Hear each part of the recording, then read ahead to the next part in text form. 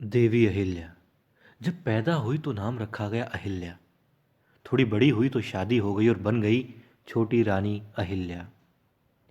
अहिल्या खंडेराव होलकर। और जब कदम रखती हैं समाज की तस्वीर बदलने के लिए दरबार में, तो बन जाती हैं देवी अहिल्या।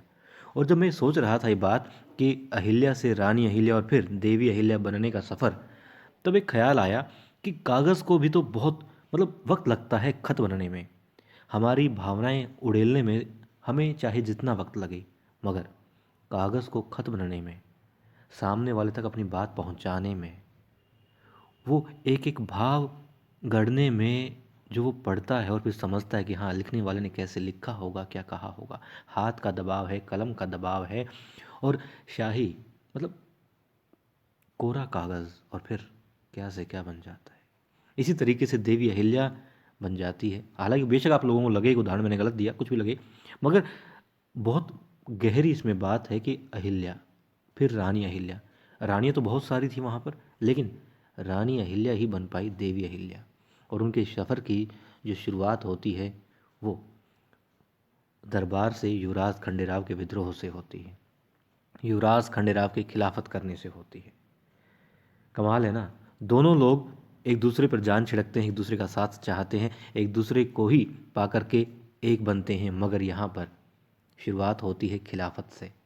युवराज खंडेराव गुस्से में होते हैं, देवी अहिल्या से मना करते हैं दरबार में, कि तुम्हारे खिलाफ फैसला मैं दूंगा, तो मत आइएगा, ऐसा को तुम्हारी सरकार ने भी कहा, मगर देवी अहिल्या जाती है। और कितनी मासूमियत से देखिए, वो कहती है कि आपकी दरबार में यदि आपकी आज्ञा हो तो एक अर्जी लगाना चाहती हूँ सरकार। मासूमियत, वो कहती हैं आपकी अनुमति चाहिए।